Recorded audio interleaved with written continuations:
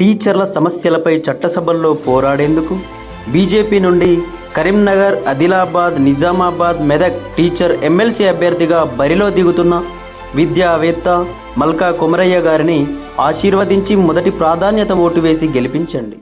ఇవాళ అదే రేవంత్ రెడ్డి గారి మూతి మీద తన్నినట్టు, అదే రేవంత్ రెడ్డి గారి చెంప చెల్లుమనేటట్టు, అదే రేవంత్ రెడ్డి సొల్లు పురాణం అంతా తప్పు అంటూ ఆయన సొంత క్యాబినెట్లోని సహచరుడు, ఈ రాష్ట్ర ఉప ముఖ్యమంత్రి బట్టి విక్రమార్క గారు, రాష్ట్ర ఆర్థిక శాఖ మంత్రి గారు ఫిబ్రవరి 17 నాడు ఒక సమగ్ర సవివరమైన నివేదికను వారు విడుదల చేసినారు. ఇది మా కవిత్వం కాదు, బీఆర్ఎస్ పార్టీ యొక్క సొంత నివేదిక కాదు, రాష్ట్ర ప్రభుత్వం సాధికారంగా విడుదల చేసిన నివేదిక. Telangana state statistical abstract atlas అని కూడా అంటారు. దాన్ని ఫిబ్రవరి 17 నాడు మరి కేసీఆర్ గారి జన్మదిన కానుక అనుకున్నారేమో కానీ వారు విడుదల చేసి ఇందులో ముఖ్యమంత్రి మూతి మీద తన్నేటట్టు కొన్ని వాస్తవాలు చెప్పినారు.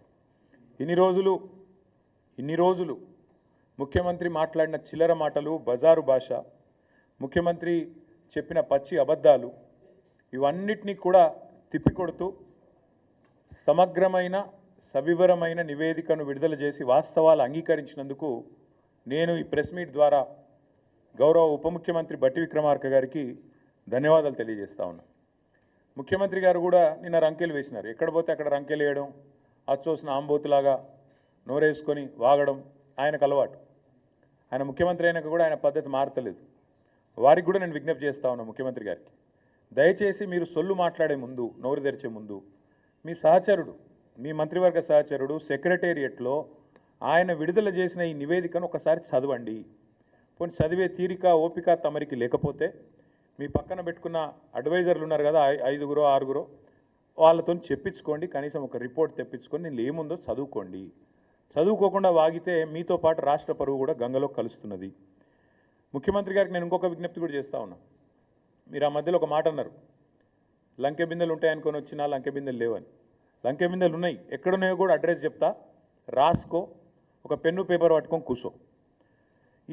ఈ స్టాటిస్టికల్ అబ్స్ట్రాక్ట్ అనేది ఏదైతుందో ప్రభుత్వం ఎంత దౌర్భాగ్య ప్రభుత్వం ఇదంటే, ఇది వాస్తవాలు చెప్పింది, వాస్తవాలను బయటపెట్టింది అని మేము చెప్పంగానే వెంటనే మరుక్షణమే దీన్ని తీసేసినారు, తొలగించినారు. ఎక్కడికి వెళ్ళి వెబ్సైట్లోకి వెళ్ళి వెంటనే డిలీట్ చేసినారు.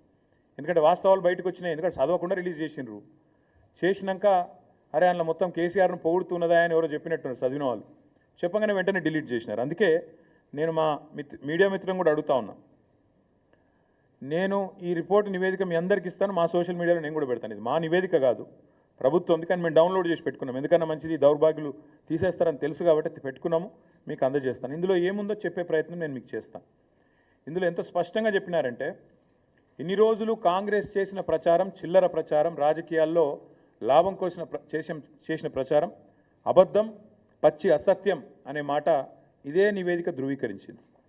ఈ నివేదికలో స్పష్టంగా చెప్పారు, రాష్ట్ర తలసరి ఆదాయం 2014లో 10వ స్థానంలో ఉంది భారతదేశంలో మన రాష్ట్రం.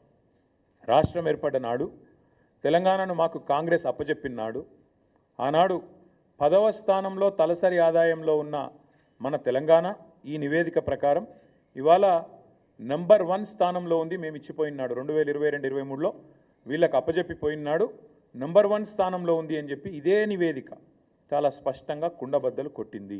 నంబర్ 1. నెంబర్ 2, ఇదే నివేదికలో ఇంకో మాట ఏం చెప్పారంటే, ఆనాడు 2014-15లో దేశ సగటు 86,000 ఉంటే తలసరి ఆదాయం, ఆనాడు మాకు అప్పచెప్పినాడు కాంగ్రెసు మన తలసరి ఆదాయం 1,24,000. కానీ ఈరోజు ఎంత పెరిగింది అనడానికి కూడా ఇదిగో ఇక్కడ ఇదే నివేదికలో కుండబద్దలు కొట్టారు. భారతదేశం మొత్తం సగటు తీసుకుంటే 84,000 నుంచి 1,86,000 నుంచి 1,84,000 పెరిగితే మనది దాదాపు 2 రెట్లు, భారతదేశ సగటుతో పోలిస్తే 2 రెట్లు 3,56,000 ఉంది అని చెప్పి ఈ నివేదిక కుండబద్దలు కొట్టింది. అంటే రాష్ట్ర సంపద ఎట్లా పెరిగింది, కేసీఆర్ నాయకత్వంలో దశాబ్ద కాలంగా తెలంగాణ ఎట్లా పురోగమించింది, ఎట్లా దేశానికి ఆదర్శంగా మారింది అనేది ఇదే మాట. తెలంగాణ దివాలా తీసింది అని దివాలా కోరు మాటలు మాట్లాడిన సన్నాసుల నోర్లు మూపించే విధంగా ఈ నివేదిక వాస్తవాలను బయటపెట్టింది. ఇది మరొకటి. ఇదే తెలంగాణ స్టాటిస్టికల్ అబ్స్ట్రాక్ట్లో చాలా స్పష్టంగా రాష్ట్ర సంపద ఎట్లా పెరిగింది చెబుతూ తలసరి ఆదాయం మాత్రమే కాదు, జీడిపిలో భారతదేశానికి కాంట్రిబ్యూటర్గా అంటే దేశాన్ని సాదుతున్న రాష్ట్రాల్లో, దేశానికి బువ్వబెడుతున్న రాష్ట్రాల్లో తెలంగాణ ఎట్లా ఒక పురోగమనశీల రాష్ట్రంగా, ప్రగతిశీల రాష్ట్రంగా, ఒక మంచిగా దేశాన్ని ముందుకు నడుపుతూ మంచి ఆలోచనలతో కులం మతం పేరుతో పిచ్చి పంచాయతీలు పెట్టుకోకుండా అందరికీ మేలు చేస్తూ ఎట్లా సంపద సృష్టించింది కూడా ఇదే నివేదిక ఆవిష్కరించింది.